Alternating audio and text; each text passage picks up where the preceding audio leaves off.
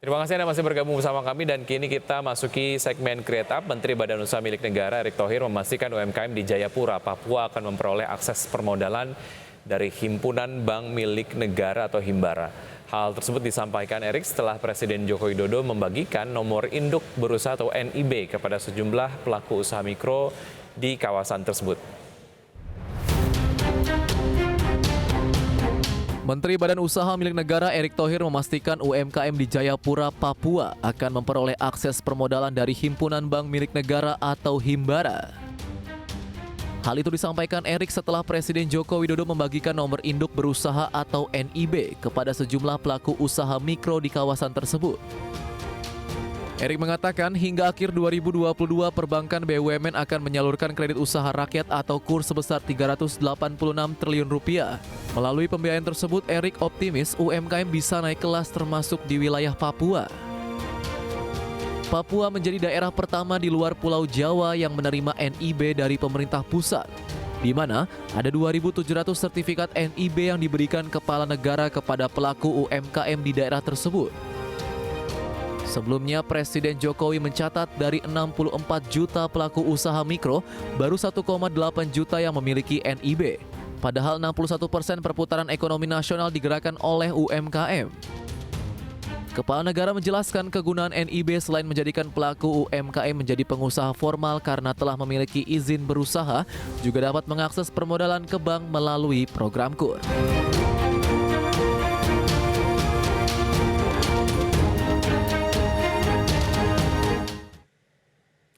Ya, berusaha untuk membahas tema kita kali ini mengenal startup penyedia pendanaan alternatif bagi UMKM. Sudah tersambung melalui Zoom, ada Mas Fahri Bayu, beliau adalah Country Manager of Genvi Indonesia. Selamat pagi, Mas.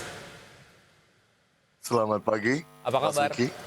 Alhamdulillah baik, Mas. Ya, terima kasih sudah bergabung bersama kami di Create Up. Saya ingin tahu sebetulnya dalam hal akses UMKM lah ya terhadap pendanaan sejauh ini. Bagaimana Anda melihat aksesnya? Apakah kemudian sudah cukup dekat aksesnya gitu? Dari 2019 iklim investasi kian menurun ya, sampai akhirnya ada inisiatif dari pemerintah dan juga ada pemain peer-to-peer lainnya yang sangat inovatif dan akhirnya dapat membantu UMKM. Namun kita juga mesti tetap lihat bahwa tetap ada sekian persen dari segmen yang ada di masyarakat yang tidak memiliki akses bank atau mereka masih kesulitan untuk mendapatkan legalitas dan lain sebagainya. Untuk itulah Genvi hadir di Indonesia agar kita bisa membantu UMKM agar lebih bertumbuh di Indonesia. Oke, apa penyebabnya sehingga sekian persen UMKM itu tidak memperoleh akses pendanaan, Mas Fahri? Semakin banyaknya era digital itu sudah pasti aset yang mereka miliki itu semakin kecil. Dan kalau misalkan kita lihat dari bank atau konvensional option lainnya, mereka menggunakan kolateral dan ini hal yang sangat cukup mensulitkan mereka ya, karena bisnis kecil biasanya tidak ingin memiliki jaminan atau agunan dan nilai kolateral ini sangat membebankan mereka. Oke, bagaimana dengan peer-to-peer lending yang ada sekarang? Mereka juga menggunakan kolateral ya? Ya ada lebih banyak yang menggunakan kolateral dan juga sekarang di 2020 karena ada shifting di industri menjadi digital, mereka sudah mulai masuk ke non kolateral atau non dilutif. Oke, baik. Bagaimana sebetulnya Genvi hadir memberikan solusi ketika Anda tahu bahwa sebetulnya UMKM pada saat mereka meminjam dana begitu, apakah itu dari perbankan ataupun dari peer-to-peer lending, mereka tidak terlalu nyaman jika kemudian ada kolateral ataupun mungkin jaminan yang harus dijaminkan lah gitu. Benar sekali Mas Wiki. Apakah dari Genvi sendiri memberikan solusi terkait dengan hal ini? Ya, kami memberikan 3 hal. Yang pertama adalah dana fast funding ya, atau pendanaan cepat, hanya 0-2 hari untuk cash disbursement atau pencairan. Lalu kami melakukan yang paling penting dari konsep kami adalah revenue based financing atau pendanaan berbasis pendapatan. Jadi usaha dari UMKM itu dapat berjalan lurus dengan pertumbuhannya. Dan yang ketiga, kami tidak membutuhkan kolateral atau jaminan untuk UMKM. Baik, sistemnya ini semacam bagi hasil begitu ya, Mas Fahri ya? Halo Mas Fahri. Ya, halo Mas Fahri. Halo, Ya, pertanyaan saya tadi terdengar. terdengar, Oh terdengar. baik, ya, apa namanya? Artinya ini menjadi semacam sistem yang dibuat seperti bagi hasil begitu atau seperti apa? Ya, betul sekali Mas Wiki. Jadi berbagi hasil dengan revenue yang mereka miliki setiap bulannya. Ketika revenue turun, maka kami juga akan menyesuaikan pada bulan tersebut harus berapa bayarnya ke Genfy Oke. balik. Baik, Gitu. saya penasaran dengan metode assessment yang akan dilakukan oleh Genfy pada saat ada salah satu UMKM yang mungkin mengajukan diri untuk bisa mendapatkan pendanaan dari Genfy lah. Nah Ya. itu assessmentnya ataupun mungkin mekanisme screeningnya seperti apa sehingga kemudian Anda melihat bahwa UMKM tersebut memiliki potensi untuk bisa menghasilkan untung dan ini akan menjadi hal yang dipegang oleh Genfy in terms of revenue ataupun mungkin keuntungan yang akan dibagi nanti. Benar sekali Mas Wiki, terima kasih atas pertanyaannya. Untuk UMKM kami hanya membutuhkan rekening koran selama 6 bulan terakhir dan juga laporan keuangan selama 6 bulan terakhir. Jadi dari sana saja kami sudah melihat beberapa poin atau parameter dalam asesmennya untuk melihat eligibilitas dari perusahaan tersebut atau UMKM tersebut untuk mendapatkan pendanaan. Oke, jika memang dilihat dari laporan keuangan ataupun mungkin aktivitas di rekening bank ini sudah bisa disimpulkan sebuah UMKM sehat dan nampaknya potensial begitu. Tapi kan kita nggak tahu yang namanya bisnis ke depan itu akan Betul. seperti apa. Bisa jadi walaupun memang laporan keuangannya baik, aktivitas di banknya juga sangat-sangat baik dan semuanya tercatat. Tapi kemudian ada hal lain lah yang kita sama-sama nggak tahu tiba-tiba misalnya UMKM tersebut sudah tidak terlalu menguntungkan walaupun dana sudah disalurkan. Nah, apa antisipasi yang dilakukan oleh Genfy terkait dengan hal itu? Model dari Genfy itu cukup unik. Jadi pendanaan berbasis pendapatan itu hanya akan memberikan fleksibilitas yang luar biasa untuk pelaku usaha karena mereka bisa menyesuaikan setiap bulannya harus bayar berapa kembali ke Genfy. Dibandingkan dengan peer-to-peer atau bank lainnya, mungkin tiap bulannya mereka punya fix gitu ya, fix rate. Saya harus bayar berapa per bulannya. Sementara kalau ini hampir mengarah ke syariah yang mana kita akan berbagi hasil. Jika hari atau bulan tersebut memiliki keuntungan yang lebih, maka akan disesuaikan. Namun kalau misalkan juga agak ada minus ya, di situ juga kami akan sesuaikan. Jadi di situ antisipasinya. Selama itu kemudian disampaikan secara transparan begitu ya? Transparan, adil, ya. Oke, baik. Berapa range besaran pendanaan yang disalurkan melalui Genfy? Oke, kita range dari 100 juta sampai dengan 1 juta USD. Oke. Sejauh ini sudah banyak diserap dan berapa dana yang sudah tersalurkan kepada UMKM di Indonesia? Untuk saat ini dari awal kami launch di Juni, itu sudah ada ratusan UMKM dan startups di Indonesia. Dan juga untuk besaran dana mungkin sudah mencapai 3 juta dolar ya. Oke, dan ditargetkan untuk terus tumbuh begitu ya? Karena secara Betul. potensi Anda melihat sangat besar lah potensinya. Oke, Ya. bicara mengenai sumber pendanaan sendiri, kalau ngomongin soal mekanisme pendanaan dari teman-teman peer-to-peer lending, mereka menggunakan dana yang ditampung begitu dari investor, dari masyarakat, untuk kemudian disalurkan kepada UMKM begitu. Nah, nanti kemudian ada benefit lah yang kemudian akan diberikan kepada investor ataupun mungkin masyarakat yang menaruh dananya di platform peer-to-peer lending. Nah, kalau Genfy sendiri seperti apa sumber Oke. pendanaannya? Kalau kita berbicara investor, perbedaannya dengan Genfy adalah kami memberikan pendanaan non-dilutif atau tidak menggerus kepemilikan perusahaan. Nah, ketika kita lihat dari mana source-nya atau apa namanya, dari mana dana dari Genfy itu kami dari US dan Europe.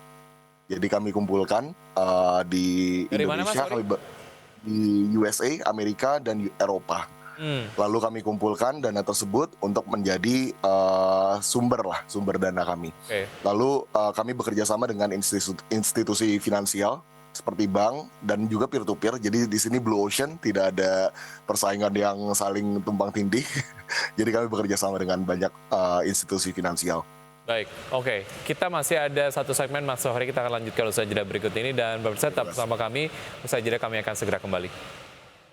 Ya, terima kasih Anda masih bergabung bersama kami dan kami masih berbincang melalui video conference. Ada Mas Fahri Bayu, beliau adalah country manager dari Genfy Indonesia. Selain dalam hal kolateral ataupun mungkin jaminan yang dijaminkan oleh UMKM kepada peer-to-peer lending begitu ya, itu yang kemudian membuat Genfy berbeda dengan peer-to-peer lending ataupun mungkin dengan bank lah, tidak adanya kolateral. Lalu apalagi yang memberikan perbedaan lah antara Genfy dengan platform lainnya? Oke, kami tidak menggunakan karena tidak ada kolateral tadi ya, jadi kami tidak menggunakan data terlalu banyak. Tidak memerlukan itu karena kami bisa mengintegrasikan dengan platform seperti dari Shopee, Tokopedia, dan juga banyak sekali e-commerce platform lainnya yang ada di Indonesia agar data tersebut bisa menjadi data alternatif yang kami bisa proses. Dan terkait dengan ini, pertumbuhan e-commerce di Indonesia khususnya UMKM yang menjadi merchants di sana itu juga sangat pesat. Jadi kami mencoba untuk mengakomodasi pertumbuhan ini. Oke, saya pengen tahu mungkin semacam success story lah ya. Ada nggak misalnya dari pendanaan yang sudah dilakukan oleh Genfy kepada UMKM di Indonesia dalam hal ekspansi usaha, kemudian juga pertumbuhan dari revenue ini meningkat signifikan. Mungkin Anda bisa ceritakan success story tersebut. Terima kasih sekali. Untuk beberapa use case yang kami temukan adalah ketika satu UMKM yang sedang kesulitan mencari dana dari bank atau dari platform lainnya, kami mencoba untuk memberikan bantuan dana sebesar 100 juta dan itu dalam kurun waktu yang lebih singkat, dalam 4-6 bulan, itu mereka bisa bertumbuh sebesar 146% dalam kurun waktu tersebut. Dan itu kenapa bisa seperti itu? Karena terfokuskan.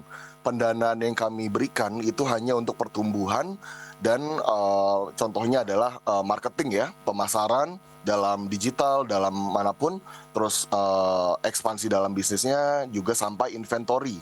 Jadi ketika membeli inventory itu sangat sulit saat ini untuk bisa keep up dengan permintaan dari pasar, itu tidak perlu cemas lagi karena bisa dibantu oleh Genfy dalam hal itu.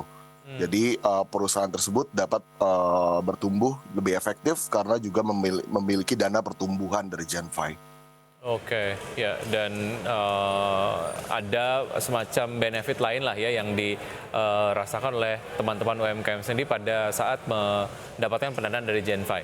Oke, sejauh ini sudah berapa banyak UMKM yang sudah disalurkan dana oleh Genfy? Dan sejauh ini secara cakupan layanan sendiri adanya di daerah mana saja, Mas Fahri? Baik Mas Wiki, sampai saat ini sudah ada sekitar 120 perusahaan UMKM ya, dan sisanya adalah startups dan juga enterprise dari Indonesia. Untuk cakupannya kami di seluruh Indonesia, jadi tidak ada limitasi dalam geografis, ya mungkin seperti itu. Oke, mekanisme pengajuannya sendiri seperti apa? Oh, semuanya online. Jadi tidak perlu repot untuk memberikan dokumen-dokumen dalam kertas, namun kita bisa upload dokumen tersebut di platformnya Genfy. Platformnya adalah di genfy.id. Oke, secara sektor adakah sektor-sektor tertentu yang secara pengajuan pendanaan ini banyak diajukan gitu ke Genfy atau rata saja semua sektor kayaknya dari UMKM tentu saja mengajukan pendanaan ke Genfy? Ya, cukup luas untuk sektor. Namun untuk saturasi saat ini memang lebih banyak di e-commerce ya, dari beberapa merchants platform online. Di sana mereka mengajukan untuk inventaris, untuk dana marketing mereka dan lain sebagainya. Baik, singkat target Genfy ke depan apa? Targetnya sangat mudah. Jadi kami ingin bekerja sama dengan lebih banyak UMKM, lebih banyak supporting plan pemerintah juga, dan kami juga mencari partnership atau hubungan kemitraan dalam jangka panjang. Kalau misalkan bedanya kami lihat dari pemain lain itu mereka you pay you go, jadi kayak bayar habis itu ya sudah gitu. Kalau kami ingin terus bisa bertumbuh bersama bisnis tersebut. Baik, oke. Mas Fahri, terima kasih sudah bergabung bersama kami di Create Up. Sukses untuk Anda, sampai jumpa. Terima kasih. Baik, dan pemirsa 90 menit kami menemani Anda dalam Power Breakfast. Semoga pembahasan hari ini dapat menjadi referensi dan sumber informasi untuk Anda. Tetap perbarui informasi Anda hanya di IDX Channel, your trustworthy economic business and capital market channel. Saya Wiki Adrian. See you in the morning.